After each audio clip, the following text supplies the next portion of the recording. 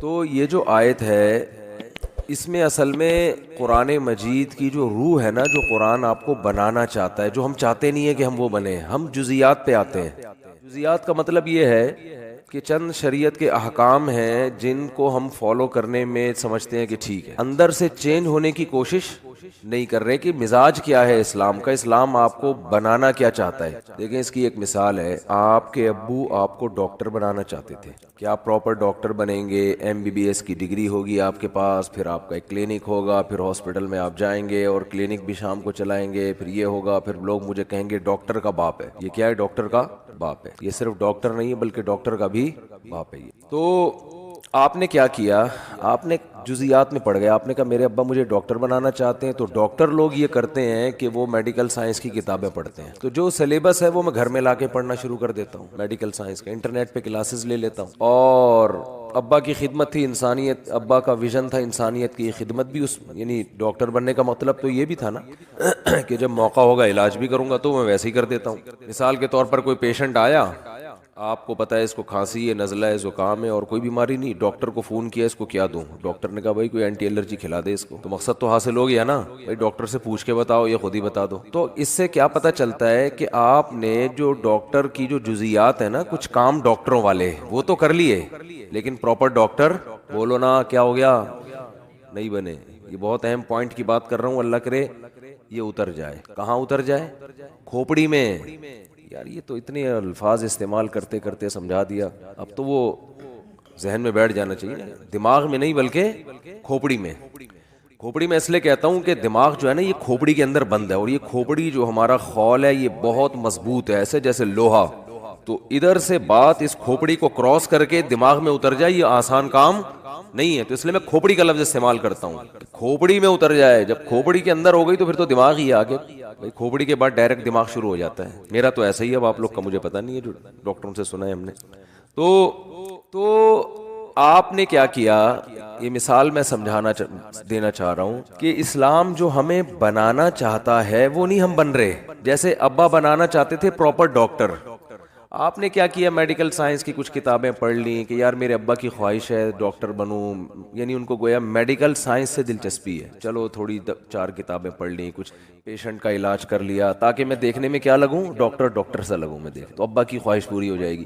ابا کی خواہش پوری نہیں ہوگی بلکہ ابا کے پیسے ضائع ہو جائیں گے، جو ابا نے ساری محنت کی تھی نا وہ برباد ہو جائے گی۔ ابا نے آپ کو امریکہ بھیجا پڑھنے کے لیے، رشیا بھیجا، آپ وہاں بیٹھ کے باقاعدہ پراپر کلاسیں نہیں لے رہے، ایک ڈگری جو ملے گی جس کے بعد آپ ڈاکٹر کہلائیں گے، آپ آفیسر رینک کے بن جائیں، آپ کا یعنی ایک آفیسر کے اس لیول پہ آ جائیں گے، ان تمام چیزوں کو آپ فوکس نہیں کر رہے ہیں، آپ چند جزیات کو پکڑ کے بیٹھ گئے ہو۔ تو اللہ جو ہمیں بنانا چاہتا ہے نا اندر سے، وہ اندر سے چینج کرنا چاہتا ہے۔ وہ اندر سے چینج کیا کرنا چاہتا ہے؟ پہلے میں یہ بتا دوں کہ وہ کچھ مثالیں دیتا ہے کہ نیک لوگ ایسے ہوتے ہیں۔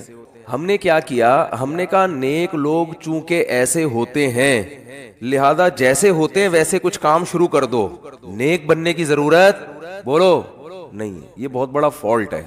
اللہ نے تعریف کی نا، نیک لوگ ہوتے ہیں تہجد پڑھتے ہیں، نیک لوگ ہوتے ہیں صدقات و خیرات کرتے ہیں، نیک لوگ وہ ہیں جو غصے کے کڑوے گھونٹ کو پیتے ہیں۔ تو ہم نے کہا چلو ایک دفعہ ہم بھی پی لیں گے، ابا پہ غصہ آیا تھا، ونس اپون اے ٹائم ہم نے بھی کڑوا گھونٹ بولتے کیوں نہیں پی لیا تھا۔ جیسے جو پراپر ڈاکٹر نہیں ہوتا ایک دفعہ وہ بھی علاج کر لیتا ہے، کرونا کا بھی علاج کیا تھا نا، کتنے جو ڈاکٹر نہیں ہیں انہوں نے قہوے بھی پلائے اور پتہ نہیں کیا کیا ہوا نہیں ہوا یہ تو اللہ ہی جانے، لیکن ایک مثال دے رہا ہوں، وہ تو ہر آدمی بھائی ادھر آپ مفتی صاحب گلا خراب ہے تھوڑا غرارے کر لو کہتے ہیں نا لوگ، یہ بھی تو علاج ہی ہے۔ او بھائی یہ کام تو آپ ڈاکٹروں والے کر رہے ہو لیکن اس سے ڈاکٹر نہیں بن جاؤ گے۔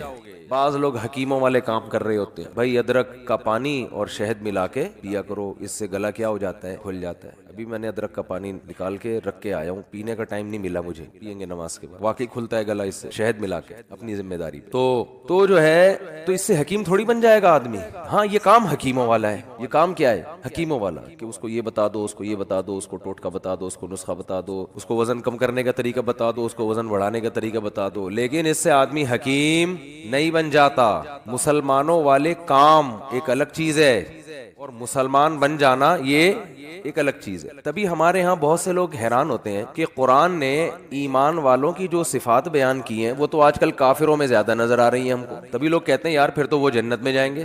جنتیوں کی جو علامت اللہ نے بیان کی ہے وہ یہ کہ معاہدے کو پورا کرتے ہیں. یہ بہت اہم، اللہ نے اہل ایمان کی صفات میں اس صفت کو بہت زیادہ ہائی لائٹ کیا ہے کہ اپنے معاہدوں کو بولو پورا کرتے ہیں. تو پورا کون کر رہا ہے؟ مسلمان کرتے ہیں، غیر مسلم. ریشو غیر مسلموں میں کم از کم پاکستانیوں سے تو زیادہ ہے. میں نہیں کہہ رہا ساری دنیا کے مسلمان، پاکستانیوں سے تو زیادہ ہے. پاکستانی خود پاکستانی کے ساتھ تجارت نہیں کرنا چاہتا، اس کو پتہ ہے ٹوپیاں کرائے گا. یہ گوروں کے ساتھ کر لو آپ، ٹوپیاں نہیں کرائیں گے. ہمارا بھی کبھی معاملہ یہاں ہوتا ہے تو گڑبڑ ہوتی ہے، ادھر ہوتا ہے تو گڑبڑ نہیں ہوتی.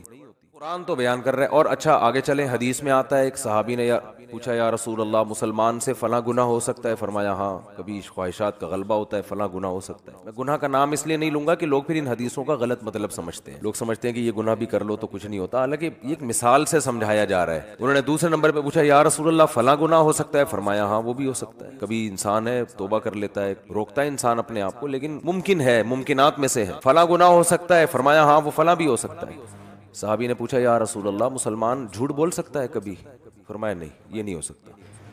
آپ صلی اللہ علیہ وسلم نے فرمایا فلاں گناہ بھی ہو سکتا ہے، فلاں بھی ہو سکتا ہے، فلاں بھی ہو سکتا ہے، پاسبل ہے، لیکن مسلمان جھوٹ. جب صحابی نے پوچھا اچھا جھوٹ بھی بول سکتا ہے، ان کا خیال تھا جب اتنے بڑے بڑے گناہ ممکن ہیں کہ فلاں بھی ہو جائے، فلاں بھی ہو جائے، اتنے بڑے بڑے جرائم بھی ہو سکتے ہیں، تو جھوٹ تو اتنی بڑی چیز نہیں ہے. چوتھے نمبر پہ صحابی نے پوچھا جھوٹ بول سکتا ہے؟ فرمایا نہ، یہ نہیں ہو سکتا. جھوٹ بول دے، وہ غلط بیانی کر دے، یہ کیسے ہو سکتا ہے؟ اصل میں وہ جو پچھلے 3 گناہوں کا تذکرہ کیا نا، وہ اس لیے نہیں کہ وہ گناہ چھوٹے ہیں یا وہ کر لینے چاہیے، وہ چوتھے گناہ کو بتانے کے لیے کہ یہ ان سے بڑھ کر ہے. تو سب سے بڑا جرم ہے جھوٹ بولنا، یہ بتانا چاہ رہے تھے آپ صلی اللہ علیہ وسلم. زنا سے بھی بڑھ کر ہے، چوری سے بھی بڑھ کر ہے، اتنا بڑا جرم ہے یہ. لیکن عجیب بات ہے، کافر زنا کرتے ہیں، چوریوں کا ریشو بھی ان کے ہاں بہت ہے. اگر تھوڑا سا قانون کا ہاتھ ہلکا ہو جائے نا تو چوریاں بھی ہوتی ہیں. لیکن لوگ کہتے ہیں کہ جھوٹ نہیں بولتے، اور ہمارے ہاں سارا دن کیا کرتے ہیں. میں لوگ اس لیے کہ بتا رہا ہوں کہ بہت سی چیزیں ہم لوگوں سے سن کے آگے بتاتے ہیں لیکن پھر وہ غلط ثابت ہوتی ہیں. کسی بھی قوم کے بارے میں تبصرہ کرنے کے لیے ضروری ہے کہ جب تک انسان اس قوم کے گھروں میں جا کے نہ رہے نا. بعض لوگ کسی معاملے میں 1 نمبر ہوتے ہیں کیونکہ ان کا کلچر بن چکا ہوتا ہے، ان کے ہاں قانون ایسا ہوتا ہے. لیکن جب آپ کسی قوم کے ساتھ گھروں میں جا کے رہتے ہو تو پتہ چلتا ہے کہ یہ جھوٹ بولتے ہیں کہ نہیں بولتے. تو وہ ایسے نہیں پتہ چل جاتا. بعض دفعہ کاروبار میں انسان 1 نمبری اس لیے بھی کرتا ہے کہ میرا کاروبار چلے. وہ اس لیے نہیں کر رہا ہوتا کہ میں بہت نیک ہوں، میں جھوٹ نہیں بولوں گا. وہ اس لیے کہ اس کو پتا، ہوشیار ہوتا ہے، وہ وقتی نفع کو نہیں دیکھتا. کہتا ہے یار ابھی سچ بول کے تھوڑا پروفٹ آئے گا، لیکن جب کسٹمر کو یقین ہو جائے گا کہ میں سچا ہوں تو سارا پروفٹ مجھے ہی دے گا. یہ تو عین ممکن ہے گورے اس لیے سچ بولتے ہو کہ ان کو بزنس کرنا آتا ہے، اور ہمارے یہاں بزنس کرنا لوگوں کو نہیں آتا. وہ کہہ رہے ٹوپی کرا کے ابھی جتنا نچوڑ سکتے ہو نچوڑ لو، پھر بات کی اللہ توکل، کل اللہ کھلائے گا. یہ غلط موقع پہ توکل ہو رہا ہے. لیکن فرض کر لیتے ہیں، ایک صاحب نے مجھے بتایا، کہتے ہیں گورے جھوٹ نہیں بولتے کسٹمر سے، بیوی سے بولتے ہیں. وہ بہت زیادہ بولتے ہیں، 10 گرل فرینڈ رکھی ہوں گی لیکن بیوی کو یہی بولا ہوگا میری کوئی گرل فرینڈ نہیں ہے. سارے نہیں، ہر طرح کے لوگ ہر دور میں ہوتے ہیں. صحابہ کے دور میں بھی جب وہ کفر میں تھے تو کافر ہونے کے باوجود ان کے ہاں جھوٹ کو بہت برا سمجھا جاتا تھا. حضرت ابو سفیان رضی اللہ تعالیٰ عنہ نے جب بادشاہ کے سامنے تقریر کی ہے، حالانکہ یہ اس وقت یہ غیر مسلم تھے، حضرت ابو سفیان یہ غیر مسلم تھے. بادشاہ نے ان کو بلایا اور نبی صلی اللہ علیہ وسلم کے بارے میں پوچھنا شروع کیا کہ جس شخص نے تمہاری قوم میں نبوت کا دعویٰ کیا ہے اس کے حالات مجھے بتاؤ. اب آپ بتائیے کہ جو سوال وہ پوچھ رہا ہے، حضرت ابو سفیان تھے اس وقت اسلام کے بہت بڑے دشمن، جنگیں ہو رہی تھیں، تو ایسے موقع پہ درست بات کرنا کس قدر مشکل کام ہے بادشاہ کے سامنے. تو حضرت ابو سفیان جب اسلام لائے نا تو خود اپنا بیان دیا، انہوں نے حدیث سنائی کہ بادشاہ نے جو مجھ سے سوالات پوچھے تھے کہ کیا محمد صلی اللہ علیہ وسلم نے 40 سال کے دوران کبھی تم نے ان کا کوئی جھوٹ پکڑا؟ ابو سفیان نے کہا کہ ہم نے کبھی جھوٹ بولتے ہوئے ہم نے نہیں دیکھا. تو اس ہرقل نے کہا کہ ایک آدمی نے زندگی میں کبھی جھوٹ نہ بولا ہو اور ایک دم بولنے پر آیا تو اتنا بڑا جھوٹ کہ میں خدا کا نبی ہوں، یہ کیسے ہو سکتا ہے؟ دیکھو جو جھوٹ بولتا ہے نا وہ ایک دم سے نہیں بولتا. اس کی مثال ہے جو ڈاکو ہوتے ہیں، ایک ڈاکو نے کروڑوں روپے بینک سے لوٹے، 10 آدمی اس کے ساتھ اور 10 بندوں کو مار دیا اور یہ کیا اور وہ کیا، لوٹ کے چلا گیا. پکڑا گیا تو کہہ رہا ہے میں نے تو آج تک کسی مسجد سے چپل بھی نہیں چورائی، یہ پہلی دفعہ ہوا ہے. تو مان لو گے؟ بولو گے یار پہلی دفعہ میں اتنی بڑی کارروائی نہیں ہوتی. فرسٹ ٹائم تو یہ ہوتا ہے کہ آپ مسجد سے چپل چوراتے ہو، پھر لوگوں کی گھنٹیاں بجا کے بھاگتے ہو، پھر یہ ہوتا ہے، پھر یہ ہوتا ہے، ہوتے ہوتے ایک وقت آتا ہے کہ آپ بہت بڑے ڈاکو بن جاتے ہو. تو ابو سفیان رضی اللہ عنہ بادشاہ کے سامنے کیا کہہ رہے ہیں؟ سچ. بادشاہ نے پوچھا کہ انہوں نے ان سے جب تمہاری جنگیں ہوئی ہیں تو کبھی ایگریمنٹ کی خلاف ورزی کی ہے انہوں نے؟ معاہدہ توڑا ہے؟ جنگ کا معاہدہ؟ ابو سفیان کہتے ہیں میں نے کہا نہیں، کبھی بھی معاہدہ نہیں توڑا. ہاں ابھی ہمارے اور ان کے درمیان ایک معاہدہ چل رہا ہے، اس کا مجھے نہیں پتا. یعنی ان کو ایک تھوڑا سا موقع مل گیا کہ ابھی آزمائش باقی ہے. تو حضرت ابو سفیان فرماتے ہیں کہ جب مجھ سے بادشاہ یہ سوال پوچھ رہا تھا میرا دل چاہتا تھا کہ میں جھوٹ بولوں، میرا دل چاہتا تھا کہ میں، بولو نا بھائی، جھوٹ بولوں، لیکن مجھے خوف تھا کہ اگر میں نے جھوٹ بولا تو میری قوم کے لوگ جو میرے ساتھ تھے وہ بولیں گے عرب کا سردار ہو کے جھوٹ بولتا ہے، زبان خراب ہو جائے گی، اپنی قوم کا اعتماد ختم ہو جائے گا. گویا کہ میں اکیلا ہوتا تو شاید جھوٹ بول دیتا، بظاہر یہ مطلب نکلتا ہے، لیکن مجھے قوم کو جواب دینا ہوگا کہ قوم کہیں گے یار ہم نے آپ کو سردار بنایا ہوا ہے اور آپ ادھر آ کے کیا کر رہے ہو، جھوٹ بول رہے ہو. دیکھو یہ وہ قوم تھی جس میں اللہ نے پیغمبر کو بھیجا ہے، اسی قوم کو صحیح کیا اللہ نے. حضرت ابو سفیان بھی مسلمان ہوئے اور اسلام سے اتنی دشمنی تھی ان کو، اسلام لانے سے پہلے اتنا نقصان پہنچایا، مگر اسلام لاتے ہی نبی نے ایسا پروٹوکول دیا اب حضرت ابو سفیان کو کہ جو ابو سفیان کے گھر میں داخل ہو گیا اس کو پناہ ہے. کیوں؟ اندر سے ٹھیک ہیں. کیا کہہ رہے ہیں یار، بہت مشکل ہو گیا آج کل باتوں کو سمجھانا. اندر سے کیا ہے؟ ٹھیک ہے، ان کو پتہ ہے، سچ کو صحیح سمجھتے ہیں، منافقت نہیں ہے. اگر دشمن ہے اسلام کے تو کھل کے دشمن، دوست ہیں تو کھل کے دوست ہیں، دو نمبری نہیں ہے. اللہ نے حضرت موسیٰ کو بنی اسرائیل میں بھیجا کیونکہ حضرت موسیٰ آخری نبی نہیں تھے. بنی اسرائیل پہ کتنی محنت کی، مگر کیا ہے ان کا رویہ؟ دو نمبری والا. جہاں مفاد نظر آتے وہاں چلے جاتے. جس قوم کی زبان ایک نہ ہو، جس قوم کے معاہدے ایک نہ ہو، معاہدے توڑتی ہو، اس قوم میں اللہ آخری نبی کو نہیں بھیج سکتے تھے کہ بھئی اس قوم کو تو میں نے قائد بنانا ہے. دو نمبر قوم جو جھوٹ بولتی ہو، جو بات بات پہ پینترا بدلتی ہو، اس کو تھوڑی قیادت ملے گی. تو نبی صلی اللہ، حضرت ابو سفیان رضی اللہ تعالیٰ عنہ فرماتے ہیں کہ مجھے ڈر تھا کہ میں اگر، مجھے یہ جملہ اتنا اچھا لگتا ہے نا، بار بار دہرانے میں مزہ آتا ہے، کہ میں نے اگر جھوٹ بولا، وہ کتنی باتیں نبی کے بارے میں پوچھتے جا رہے ہیں. اس نے کہا کہ ان کی باپ دادا میں کوئی بادشاہ گزرا ہے؟ کہا نہیں. اس نے کہا اگر بادشاہ گزرا ہوتا تو میرے ذہن میں آتا کہ اولاد کو بھی سیاست کا شوق ہوتا ہے نا.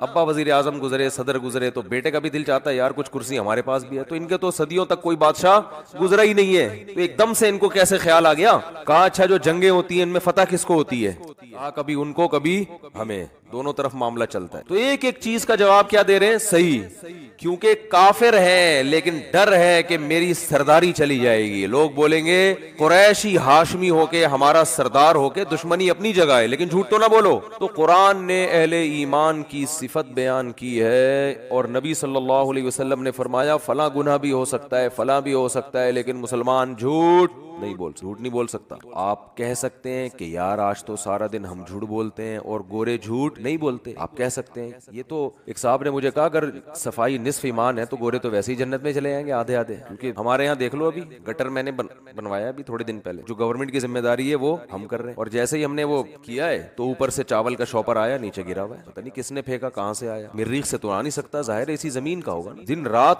صفائی کرتے رہو گھر کے باہر. کوئی آئے گا بولے گا مولوی صاحب کا گھر دیکھو کیا گند، صفائی پر بیانات کرتے ہیں اور گھر کے باہر دیکھو گند کتنا پڑا ہوا ہے. اس کا بھی کچھ کرنا ہے، بہت سخت ایکشن لینا. ابھی تمیز سے لوگ سدھرتے نہیں ہیں، شرافت کا زمانہ نہیں ہے. شاپر کبھی پڑا ہوگا چاولوں کا، کون رکھ کے جا رہا ہے، کیا ہو رہا ہے. کبھی پیمپر پڑا ہوا ہوگا. ماسیاں گھروں میں جو کام کرتی ہیں، لوگ ان کو کہتے ہیں نا کہ کچرا پھینک کر آؤ، تو وہ دیکھتے ہیں کہ جو کارنر کا، میرا گھر کارنر کے ساتھ ہی ہے تقریباً، تو وہ کیا کرتی ہے کہ بھائی دیکھا دائیں بائیں کوئی دیکھ تو نہیں رہا، وہاں کچرا رکھے. ان کو روڈ پار کرنا مشکل لگ رہا ہے. اور ویسے بھی روڈ پار کے باہر کون سی کچرے کی جگہ ہے، وہ بھی تو لوگوں نے خود بنائی ہوئی ہے، وہ کوئی کچرا کنڈی تھوڑی ہے. کچرا کنڈی کی ڈیفینیشن کراچی میں یہ ہے کہ جہاں دو شاپر نظر آ جائیں، دو پیمپر، تو یہ کچرا کنڈی ہے بس. تیسرا خود لا کے ثواب ہے وہاں پہ رکھنا. حقیقت ہے. کچرا کنڈی کی ڈیفینیشن کیا ہے کہ جہاں دو پیمپر، یہ تو اس کا بنیادی رکن ہے. ایک پیمپر ہو تو شبہ ہوتا ہے کہ کسی نے ویسے ہی رکھ دیا، غلط کیا. لیکن اگر دو پیمپر اکٹھے ہو گئے وہاں پہ، اٹ از کالڈ کچرا کنڈی. پھر 25-30 ویسے ہی ہو جائیں گے، پھر پورا ڈھیر ویسے ہی بن جائے گا. جیسے بدعتیوں کے ہاں کوئی بھی قبر بنا دو نا اونچی کر کے، ایک جھنڈا لگا دو، اندر کون ہے کیا ہے اس سے غرض نہیں ہے. ایک صاحب نے مجھے یہاں تک بتایا ایک مزار ہے جس میں گدھا دفن ہے اور ایک مجاور بیٹھا وہاں پہ ایک جھنڈے لگا کے اور دنا دن قوالیاں چل رہی ہیں اور کسی کو نہیں پتا بھائی یہ کوئی دامت برکاتم نہیں ہے، یہ گدھا دفن ہے یہاں پہ. گدھا بھی بولتا ہوگا یار اتنا پروٹوکول مجھے زندگی میں نہیں ملا. حقیقت ہے. تو میں نے اس سے کہا, میرا دل چاہ رہا تھا میں اس سے کہوں کہ اندر گدھا دفن ہو یا نہ ہو, باہر جتنے ہیں وہ سارے گدھے ہیں, اس میں کوئی شبہ نہیں ہے. وہ تو بیچارہ فزیکلی گدھا تھا نا, اور یہ روحانی گدھے ہیں جو مزاروں پہ بیٹھ کے یہ حرکتیں کر رہے ہیں. ان المساجد للہ, مسجدیں ہیں اللہ کے لیے. فلا تدعوا مع اللہ احدا, اللہ نے فرمایا یہاں آ کے اللہ کو پکارو, اور یہاں بھی اللہ کے علاوہ کسی اور کو نہیں پکارو, صرف یا اللہ مدد مسجد میں, یہاں بھی کسی اور کو نہیں پکارو, یہ میرا گھر ہے میرا. ہمارے نبی بھی آئیں گے تو اللہ کو پکاریں گے. اللہ نے قرآن میں کیا فرمایا, ما کان لبشر, کسی بشر کے میں کوئی یہ مجال نہیں ہے, ان یؤتیہ اللہ الکتاب والحکمہ, اللہ اسے کتاب بھی دے, حکمت بھی سکھائے, نبوت بھی دے, ثم یقول للناس کونوا عبادا لی, پھر وہ لوگوں کو اپنی طرف کھینچنا شروع کر دے. فرمایا نا نا نا نا, یہ اللہ نے عیسائیوں کو کہا کہ عیسیٰ علیہ السلام کو مت پکارو, یہ عیسیٰ کی تعلیمات نہیں ہے. ہر پیغمبر کی تعلیمات یہ ہے کہ کس کی عبادت ہوگی, اللہ کی. آپ کہتے ہیں ہم پکارتے ہیں, عبادت تھوڑی کر رہے ہیں. تو عبادت پکار ہی کو کہتے ہیں. عبادت کا جو مغز ہے نا وہ تو پکارنا ہے, دعا ہے. دنیا میں جتنی عبادتیں ہوتی ہیں بھگوانوں سے مانگا جاتا ہے, اٹ از کالڈ عبادت, اس کو عبادت اور ورشپ کہا جاتا ہے. ہندو جب مندر میں جاتا ہے نا عبادت کرنا ہے تو کیا ہوتا ہے, بھگوان سے مانگ رہا ہوتا ہے وہ, ورنہ وہ بھی کہہ سکتا ہے میں مانگ رہا ہوں, میں عبادت تھوڑی کر رہا ہوں, میں تو بھگوان سے یوں کہہ رہا ہوں کہ یہ میرا کام کر دو, یہ میرا کام کر دو, یہی تو عبادت ہے. اچھا خیر, تو میں یہ عرض کر رہا تھا کہ میں یہ کہہ رہا تھا کہ دیکھو اللہ نے مسلمانوں کی علامتیں بیان کی ہیں, جن میں ایک بہت بڑی علامت ایگریمنٹ کی خلاف ورزی, بولو نہیں, معاہدے نہیں توڑتے. صحابہ کے واقعات ہیں, ہمارے نبی کے واقعات ہیں, کیسے کیسے اپنی زبان کو پورا کیا. صلح حدیبیہ میں دیکھ لیں آپ, معاہدہ ہوا, سارے ان کی مرضی کے معاہدے ہو گئے, لیکن جب ہو گئے تو ہو گئے. ایک معاہدہ یہ ہوا کہ ادھر سے جو مسلمان ہو کر ادھر آئے گا آپ اس کو واپس حوالے کر دیں گے غیر مسلموں کے, آپ اس کو پناہ نہیں دیں گے. اب یہ بظاہر یہ تو بہت مسلمانوں کے خلاف معاہدہ ہے, لیکن آپ صلی اللہ علیہ وسلم نے کیا کہ چلو کوئی بات نہیں, ابھی ان لوگوں کو بچاؤ, جنگ بندی کرو کسی طرح سے, جو ہوگا اپنی ذمہ داری پر ہو مسلمان. اس سے ہمیں یہ بھی پتہ چلتا ہے نبی صلی اللہ علیہ وسلم نے کتنی بصیرت سے کام لیا ہے. ہمارے ہاں ہر کام جذبات سے کرنا چاہتے ہیں, بس ایک دن میں سب کچھ ہو جائے, ایسا نہیں ہوتا بھائی. آپ صلی اللہ علیہ وسلم چاہتے تھے کہ جنگ کیا ہو, بولو نا, بند ہو, جنگ نہ ہو, ہمیں موقع ملے کچھ دعوت کا, اور دوسرے قبیلوں سے جنگ کا موقع ملے جنہوں نے ہمیں تنگ کر کے رکھا ہوا ہے. تو اگر یہ نہیں مان رہے, معاہدے پہ آمادہ نہیں ہے, تو کوئی بات نہیں, ان کی شرطوں پہ مان لو, اس میں نقصان کم ہے, اور اگر معاہدہ نہیں ہوا تو نقصان زیادہ ہے.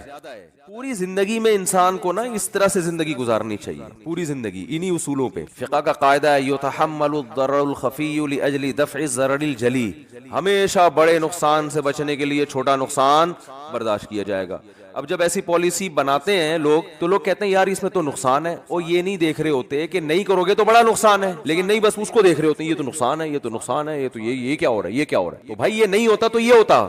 ڈاکٹروں سے بھی لوگ لڑتے ہیں, آپ نے یہ دوا کھلائی اس کو تو مجھے یہ ہو رہا ہے, اس کو تو مجھے یہ نقصان. ڈاکٹر کہے گا بھائی یہ سائیڈ افیکٹ ہیں, نہیں کھلاتے تو پھر اس سے بڑے مسائل ہوتے. تو کسی کو بھی نہیں معاف کرتے لوگ. تو نبی صلی اللہ علیہ وسلم نے ایگریمنٹ کیا, حضرت ابو جندل رضی اللہ, ابھی ایگریمنٹ پہ سائن نہیں ہوئے, زبانی ایگریمنٹ ہو گیا, سگنیچر نہیں ہوئے, مہر نہیں لگی ہے, زبانی ہو گیا. اسلام زبانی ایگریمنٹ کو مانتا ہے نا. ریٹن کا تو مطلب یہ ہوتا ہے کہ کل ثبوت رہے, ہم دکھا سکیں. اصل تو کیا ہے, نکاح بھی زبان سے ہوتا ہے. تبھی جیسے میں نکاح پڑھاتا ہوں نا, حالانکہ نکاح نامہ بھی بنا نہیں ہوتا, تو دولہا ٹینشن میں ہوتا ہے, مفتی صاحب تو نکاح پڑھا کے نکل لیے, خالی کاغذ پہ مفتی صاحب نے دستخط کر دیے, یہ کیا ہو گیا. تو تسلی رکھیں, جب زبانی نکاح ہو گیا تو نکاح ہو گیا. وہ تو پھر بندہ رکھا ہوا ہے ہم نے, وہ آپ سے سائن لے لے گا. میرے سائن وہ پہلے لے چکا ہوتا ہے, کوئی بیوی رجسٹر کروانی ہے آپ کے نام, بس یہ رہ گیا. مالک آپ بن گئے, ڈیلیوری بھی ہو جائے گی انشاءاللہ, رجسٹریشن رہ گئی ہے, وہ ڈاکومنٹ میں چلتی رہے گی, اتنا ٹینشن لینے کا نہیں ہے. اور اگر آپ کہیں بیگم کا ارادہ بدل گیا, یار ابھی کاغذ میں تو ہوا نہیں تھا, ڈاکومنٹ جیسے گاڑی کوئی بیچتا ہے نا, اور ڈاکومنٹ ابھی دیے نہیں اور پیسے لے کے بھاگ گیا, تو آپ کو یہ خطرہ ہو کہ یار مفتی صاحب تو نکاح پڑھا کے نکل لیے,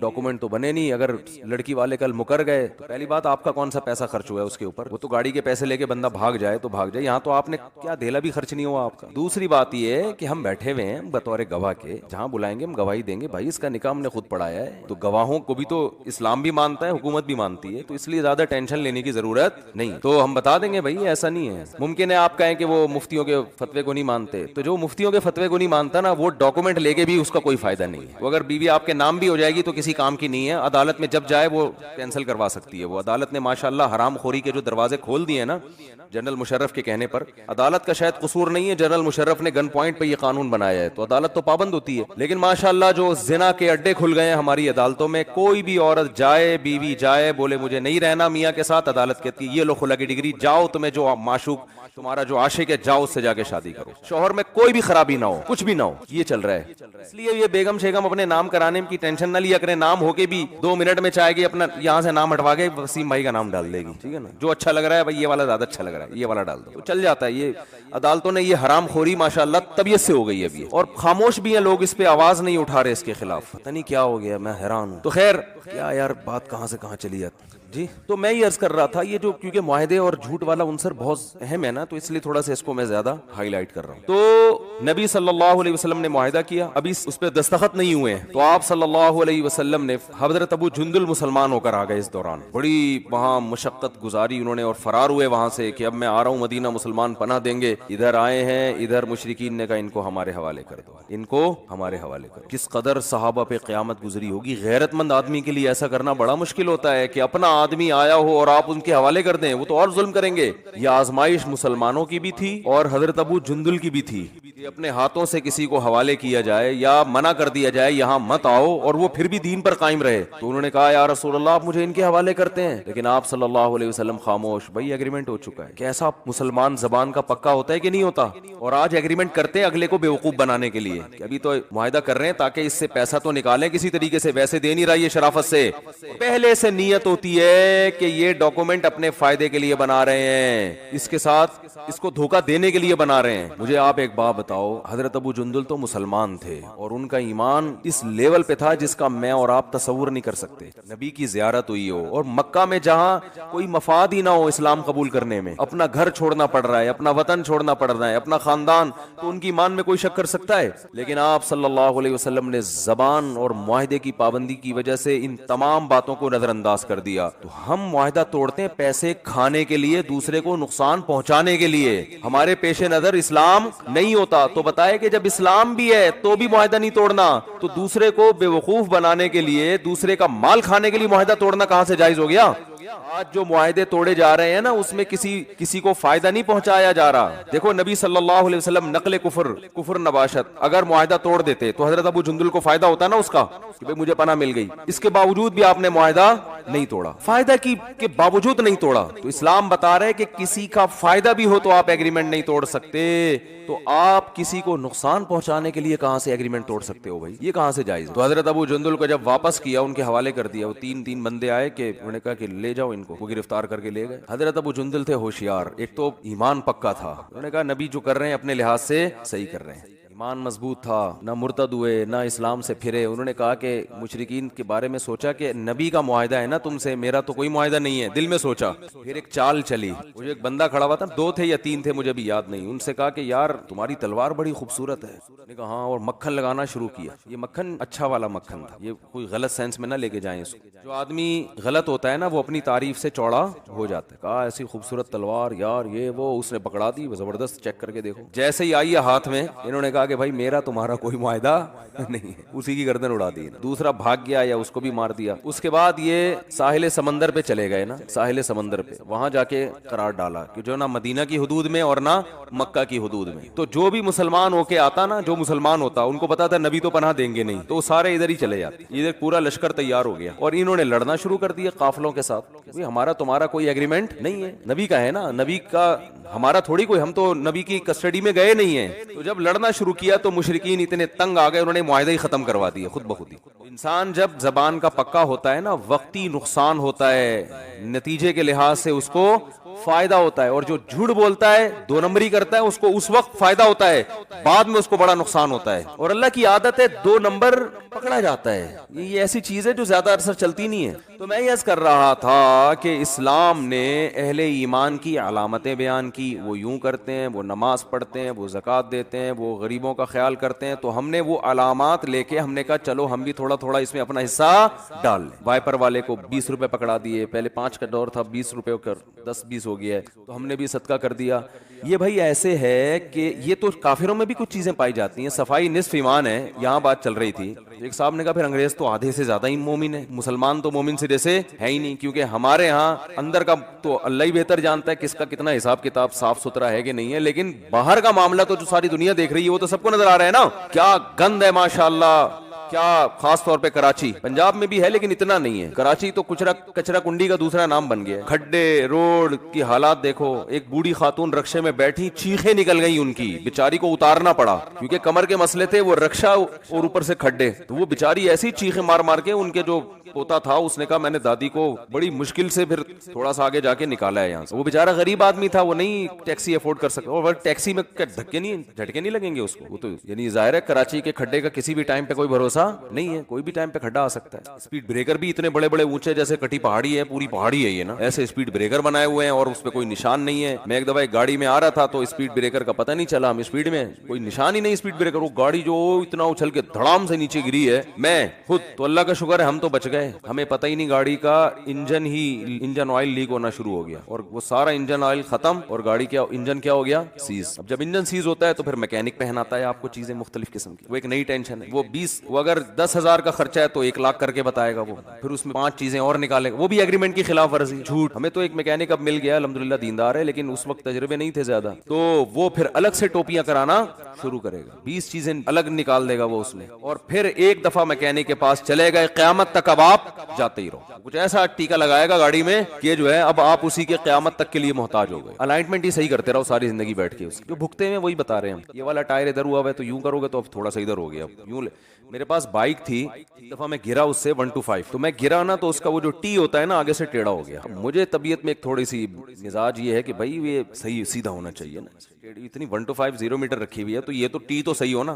1 سال میں نے ایڑی چوٹی کا زور لگا دیا, کسی کا باپ بھی اسے ٹھیک نہیں کر سکتا. ڈینٹر کے پاس لے کر گئے, وہ ادھر کرتا تو تھوڑا سا ادھر ہو جاتا, پھر ادھر. ابے میں نے کہا یار تمہیں کام آتا ہے تو بتاؤ, نہیں آتا تو رہنے دو. آتا سب کو ہے, آتا. پھر آخر میں کہنے لگا اس کو کمپنی لے جاؤ, 125 کی جو کمپنی ہے نا وہ کرے گی. تو مجھے پتا تھا وہ بھی نہیں کرے گی کمپنی, تو مجھے نہیں پتا کہ یعنی کیا کرے گی کمپنی بیٹھ کے, اتنے کی بائک نہیں ہے جتنے کمپنی پیسے لے لے گی, اگر کر بھی لے گی تو معاہدوں کی خلاف ورزی, جھوٹ.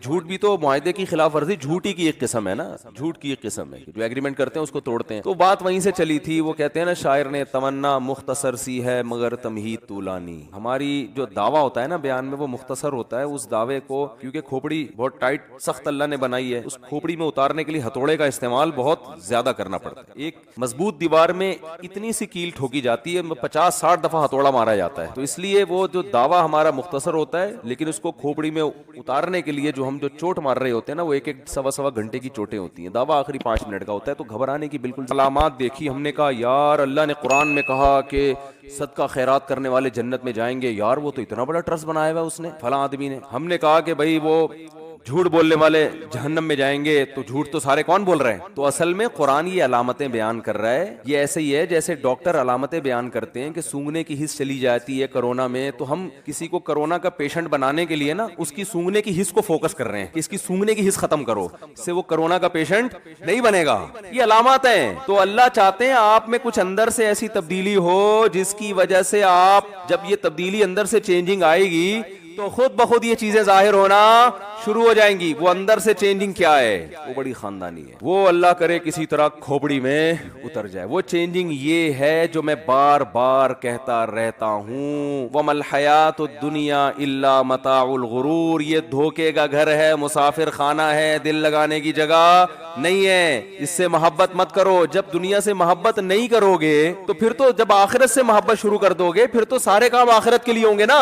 سخاوت خود بخود ہوگی, جھوٹ سے خود بخود بچے گا. اس کو پتا ہے جھوٹ بولنے سے دنیا میں کامیابی ملتی ہے, آخرت میں اللہ کی نظر میں انسان بہت زیادہ گر جاتا ہے, اللہ کی نظر میں اس کا مقام ختم ہو جاتا ہے. ہمارے نبی ایگریمنٹ پورا کر رہے ہیں, اپنے ساتھی کو غیر مسلموں کے حوالے کر رہے ہیں, اور میں ایگریمنٹ توڑ کر دوسرے کا پیسہ لے لوں, یہ کیسے؟ میں پیغمبر کو قیامت کے دن منہ کیسے دکھاؤں گا؟ میں نے معاہدہ کیا تھا کہ اتنے لاکھ روپے میں فلاں تاریخ تک پہنچا دوں گا. کل قیامت میں جب نبی صلی اللہ علیہ وسلم حوض کوثر پہ پانی پلائیں گے تو کیسے سامنا کروں گا؟ آپ کہیں گے میں نے ایگریمنٹ کیا تھا تو اپنے ساتھی کو غیر مسلموں کے حوالے کر دیا ان کے رحم و کرم پہ, اور تو نے ایگریمنٹ کیا اور دوسرے کے کروڑوں روپے تو نے ہتھیا لیے. منہ سے آئے تو حوض کوثر پہ پانی پینے کے لیے. لیکن وہی بات ہے نا, جب غیرت ختم ہو جائے تو یہ ساری چیزیں خود بخود ختم ہو جاتی ہیں. تو جب آپ اصل میں مسلمان علامات کو فوکس کر رہا ہے, وہ اپنے آپ کو اندر سے تبدیل کرنے کے لیے تیار نہیں ہے, وہ دنیا سے دل لگانا نہیں چھوڑتا. وہ کہتے ہیں یہ دنیا اصل ہے بھائی, یہاں جس نے کھا لیا پی لیا, ہاں ٹھیک ہے تھوڑا بہت نماز روزہ بھی چلتا ہے یار, تھوڑا بہت مدرسے میں ڈبے میں پیسے ڈال دیے, تھوڑا کسی غریب کی مدد کر دی, چلتا ہے تھوڑا بہت, تو وہ تو کافر بھی کرتے ہیں نا. ہو سکتا ہے قبر وبر میں تھوڑا بہت کام آ جائے. جب وہ عربی ڈرامے دیکھ سکتے تھے کہ شاید اس سے بخشش ہو جائے, صاحب سے پوچھا گیا کہ آپ کیا کرتے ہیں, انہوں نے کہا میں عربی ڈرامے دیکھتا ہوں. کیوں بھائی؟ کہہ رہے ہیں ہو سکتا ہے قیامت کے دن اس سے بخشش ہو جائے میری. اللہ کہے گا کہ بھائی عربی سے محبت تھی, عربی ڈرامے دیکھتا تھا. ہمارا حساب کتاب یہی ہے کہ یار تھوڑا سا یوں کر لیتے ہیں تو ڈرامہ انگلش میں بھی آتا ہے, اردو میں بھی آتا ہے, تو عربی سے محبت ہے تو ڈرامے چینل کون سا لگایا ہوا ہے بولو, عربی. تو شاید اللہ بخش دے کہ بھئی تو عربی ڈرامے دیکھا کرتا تھا. تو یہ حساب کتاب چل رہا ہے اندر سے. جب تک صحابہ اندر سے چینج ہو چکے تھے, سمجھ رہے ہو, تبھی تو آپ دیکھو نا صحابی رسول کو قتل کے لیے لایا گیا, تو کھڑا کیا گیا ان کو مشرکین مکہ نے کہ اب ان کو قتل کریں گے, گردن اڑائیں گے. تو انہوں نے, ان کا ارادہ ہوا کہ میں اپنے جسم کی صفائی کر لوں شہادت سے پہلے, جو غیر ضروری بال ہوتے ہیں وہ صاف کر لوں. تو انہوں نے اس طرح منگوایا بلیڈ, کہا کہ مجھے تھوڑی سی مہلت دو قتل کرنے سے پہلے, کیونکہ اسلام صفائی پسند ہے نا. تو انہوں نے کہا میں اللہ کے پاس بھی صاف ستھرا ہو کے جانا چاہتا ہوں. ان کا نیت یہ تھی. تو اپنے جو بال غیر ضروری ہوتے ہیں وہ انہوں نے صاف کیے. اسی دوران مشرکین میں سے کسی کا بچہ آ گیا ان کے پاس, بچہ ایسے کھیلتا ہوا آ گیا, انہوں نے پکڑ لیا اس کو. وہ چاہتے اس کو مار سکتے تھے لیکن انہوں نے نہیں مارا, چھوڑ دیا اس بچے کو. اب جب قتل کا فیصلہ ہوا ہے نا کہ ان کی گردن اڑائی جائے گی, تو انہوں نے شعر پڑھا, فلست ابالی حین اقتل مسلما حین اقتل مسلما علی ای شق کان للہ مصرعی وذلک فی ذات الالہ وان یشاء یبارک علی اوصال شلو ممزعی. کیا خاندانی شعر ہے. کہہ رہے ہیں جب میں ایمان کی حالت میں دنیا سے جا رہا ہوں, اللہ کے لیے مر رہا ہوں, تو مجھے اس کی کوئی پرواہ نہیں ہے کہ گردن اڑنے کے بعد میرا دھڑ ادھر گرتا ہے یا ادھر گرتا ہے, کوئی پرواہ نہیں ہے. کیونکہ دنیا مسافر خانہ ہے نا, اصل تو آخرت ہے. تو اینڈ بہت اچھا ہو رہا ہے میرا, اعمال کا مدار اصل میں خاتمے پر ہے نا, تو اینڈ میرا کیا ہو رہا ہے بہت اچھا. حالانکہ دنیا کے لحاظ سے دیکھا جائے تو اب سب سے بڑی ناکامی ہے کسی سے زندگی چھین لینا, اس سے بڑی کوئی ناکامی ہو سکتی ہے؟ ارے زندگی کے لیے تو سب کچھ ہو رہا ہے, اور یہاں جوانی میں ان کی زندگی چھینی جا رہی ہے لیکن خوش ہو رہے ہیں. کہہ رہے ہیں یہ سب اللہ کے لیے ہو رہا ہے, اور خدا کے پاس جانے والے ہیں, وہ بدلہ دے گا. دنیا مسافر خانہ ہے, یہاں سے تو ویسے ہی تو جو اللہ نے آزمائش کے لیے بھیجا ہے اس میں بھرپور طریقے سے پورا اتر رہا ہوں میں اللہ. کیونکہ میرا اینڈ کیا ہو رہا ہے, انجام بہت اچھا ہو رہا ہے. کہ اللہ مجھ سے پوچھے گا تو نے کیا کیا, میں کہوں گا اللہ میں تیرے پاس آیا اس راستے سے ہوں, تیرے دین پر ڈٹا رہا. آج بھی وہ اعلان کر دیتے کہ میں واپس کافر ہو جاتا ہوں, میں تمہارا دین کو چھوڑ دیتے. وہ جو ہے نا مشرکین مکہ چھوڑ دیتے کہ بھائی یہ تو مسلمان سے دوبارہ کافر ہو گئے, کوئی بات نہیں. لیکن وہ کیا کہہ رہے ہیں, لست ابالی حین اقتل مسلما, میری موت اسلام پر ہو رہی ہے, ایمان پر ہو رہی ہے. تو خوش ہو کے اس کو کہہ رہے ہیں کہ بھائی اب تو مجھے پرواہ نہیں ہے. علی ای شق کان للہ مصرعی, کہ اللہ کے لیے جو میرا دھڑ زمین پہ گرے گا, ادھر گرے یا ادھر گرے. جب قتل ہوتا ہے نا کبھی دائیں طرف گرتا ہے کبھی بائیں طرف گرتا ہے. وذالک فی ذات الالہ وان یشاء, اور یہ سب اپنے معبود کی رضا میں ہو رہا ہے, اور میرا رب چاہے تو میری لاش کے ٹکڑوں میں ہی برکت ڈال دے گا. وہ کتنے قتلے بنانے بنا دو, انہی قتلوں میں اللہ برکت ڈالے گا. اور اس برکت کہتے ہیں خیر کو. جتنے قتلے میری لاش کے بنیں گے نا اتنی برکت ہوگی. قیامت میں کہوں گا اللہ تیری راہ میں یہ سب کچھ کیا. اور ہم زندگی کے اتنے حریص ہیں کہ جو پیسہ اپنے لیے اپنی اولاد کے لیے, کیا 90 سال 100 سال تک ہم مرے نہیں, تیار ہی نہیں ہے مرنے کے لیے. تیار ہوتے تو 60 سال میں بنگلے خرید رہے ہوتے. ہمارے ایک جاننے والے, اللہ تعالیٰ آپ تو جانتے نہیں ہیں تو اس لیے غیبت نہیں ہے, وہ بھی نہیں میرا بیان سنتے, اور اگر سن بھی لیں گے ان کو نہیں سمجھ میں آئے گا. بہت پرانا قصہ ہے, 20 سال ماشاءاللہ 75 سال ان کی عمر تھی, تو اپنا پرانا گھر توڑ کے نیا بنا رہے تھے. لوگ کہہ رہے تھے یار 75 سال میں آپ اس گھر کو توڑ کے نیا بنا رہے ہو, کیا کر رہے ہو؟ پہلے تو اپنے آپ کو توڑ کے نیا کرو نا. گھر کے نئے ہونے سے آپ تھوڑی نئے ہو جاؤ گے. 75 سال اور پھر کھانستے بھی رہتے تھے, تو 2-4 سال کی لگ رہا تھا کہ اللہ تعالیٰ ان کو زندگی دے. پتہ نہیں انتقال ہو گیا, زندہ ہیں. اگر انتقال ہو گیا تو اللہ مغفرت کرے, نہیں ہوا تو اللہ اور زندگی دے ان کو. ویسے 20 سال ہو گئے تو لگ رہا ہے کہ انا للہ ہو چکا ہوگا. اچھا خیر, تو گھر توڑ کے دوبارہ بنا رہے ہیں. او بھائی کیا کر رہے ہو, کیوں بنا رہے ہو اب اس عمر میں گھر توڑ کے دوبارہ؟ جو ہے بس اسی کو تھوڑا بہت ریپیئر کروا دو, اپنا ایک کمرہ اچھا سا بنا دو کہ بھائی میں بوڑھا ہو گیا, مجھے یہ کمرہ دے دو, اس میں اے سی لگا دو, مجھے تمیز سے دنیا سے جانے دو. لیکن توڑ کے بنائے جا رہے ہیں. جوان بھی یہ کام کر رہا ہے, او لمبی لمبی پلاننگ. تو اسلام چاہتا ہے آپ اندر سے کیا ہو جائیں, چینج. اس دنیا سے دل لگانا چھوڑ دیں، اس کو مسافر خانہ سمجھیں. او بھائی بیٹھے ہوئے اسٹیشن ہے، کبھی بھی بلاوا آ سکتا ہے. اور یہ اس کو کراچی کا اسٹیشن سمجھیں آپ، پاکستان کا اسٹیشن. کیونکہ اگر آپ نے یورپ کا اسٹیشن سمجھا اس کو تو پھر اس میں یہ ہوگا جو ٹائم دیا اسی ٹائم پہ ٹرین آئے گی، اس میں یہ پرابلم ہو جائے گی. پاکستان کا اسٹیشن سمجھیں گے تو کسی بھی وقت ٹرین آ سکتی ہے اور کسی بھی وقت جا سکتی، کوئی ٹائم نہیں ہے. اور ٹرین میں کون سا آپ منزل تک پہنچ جائیں گے. کل وہ میرپور خاص سے کچھ لوگ آئے ہوئے تھے، انہوں نے بتایا کہ وہ ٹرین میں آگ لگی تھی نا ابھی، ان کے بہت سارے لواحقین اس میں جل گئے اور 15 منٹ تک آگ لگنے کے بعد بھی ٹرین چلتی رہی ہے. لیکن نہ وزیر ٹرین سے کوئی پوچھتا ہے، وزیر ریلوے سے، کہ یار 250 لوگ کوئلہ بنے ہیں، بہت سے چھلانگے مار کے زمین پہ ہڈیاں ٹوٹ کے مر گئے، اس کا کون حساب دے گا؟ وہ جب زنجیر کھینچی ٹرین رکی کیوں نہیں؟ کوئی ہے پوچھنے والا؟ یہ جنت میں جائیں گے؟ بولو کسی نے وزیر ریلوے سے پوچھا کہ آگ لگی ہے 15 منٹ، چلو آگ لگ گئی، غلطی ہو گئی، کچھ بھی ہو گیا، اور پتہ چلا کہ وہ پنکھا جو تھا نا اس میں شارٹ سرکٹ ہو رہا تھا، پہلے سے کمپلین بھی ہوئی تھی کہ اس میں آگ لگ سکتی ہے، پھر بھی نہیں پرواہ کی گئی. اس کے بعد آگ لگی ہے، 15 منٹ تک اسپیڈ کے ساتھ ٹرین چلتی رہی ہے، جس نے 2 بوگیوں کو مسلسل جھلسا دیا ہے. ہاں سلنڈر کا الزام لگا دیا تبلیغ والوں کے اوپر، تو کوئی بھی لگا دے کسی کے اوپر بھی الزام. اگر بالفرض سلنڈر بھی پھٹا تھا تو زنجیر کھینچنے سے ٹرین تو رکنی چاہیے نا، وہ بھی نہیں. تو یہ بہت سے دنیا میں کیس نہیں ہوتا، دنیا میں نہیں ہوتا. اس لیے تو ہم آخرت پر ایمان رکھتے ہیں. اگر آخرت بھی نہیں ہے پھر تو یہ اللہ کا معاذ اللہ غلط ہے، معاذ اللہ نقل کفر. پھر تو اللہ کے یہاں بڑی دھاندلی ہے بھائی کہ دنیا میں بھی حساب نہیں لے رہا اور آخرت میں بھی. اللہ تبھی تو کہتے ہیں ہم نجعل المسلمین کالمجرمین، ماننے والوں اور نہ ماننے والے اور مجرم اور گناہ سے بچنے والوں کو ایک جیسا ٹھکانہ دے دیں. ایسا تھوڑی ہو سکتا ہے. لہذا مر کے ختم نہیں ہوگے، دوبارہ زندگی ہے.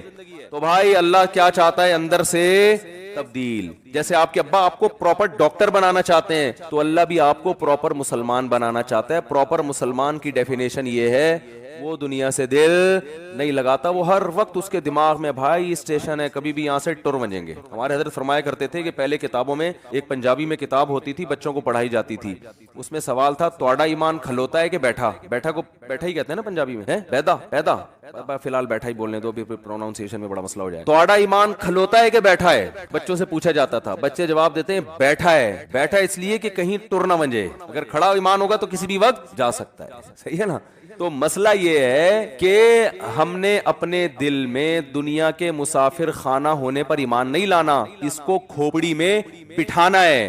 ایسا بٹھانا ہے کہ ٹر نہ بن جائے. ایسا نہ ہو کسی کی دولت دیکھ کر یہ تصور ٹر گیا. ہم اب کیا کرتے ہیں، بیان سنتے ہیں، ایک دماغ میں آتا ہے بھائی W11 کی طرح ہے، کبھی بھی اتر سکتے ہیں. اور W11 میں بعض دفعہ عزت کے ساتھ اترتا ہے، بعض دفعہ ایسے ہی اتار دیا جاتا ہے آدمی. وہ پھر کسی اور وقت W11 کے الگ سے فضائل بیان کروں گا انشاءاللہ. تو کسی بھی وقت جو ہے نا آدمی ٹر جاتا ہے. تو ایسا دنیا کے مسافر خانہ ہونے کو دماغ میں بٹھانا ہے کہ 2-4 بیان سن کے ہاں جی مسافر خانہ ہے، تھوڑا سا دماغ نہ اس کو کھوپڑی میں انسٹال کر دینا ہے. ایسا انسٹال کرنا ہے کہ ہر وقت یہ خیال آئے بھائی رہنے کی جگہ بولو نہیں.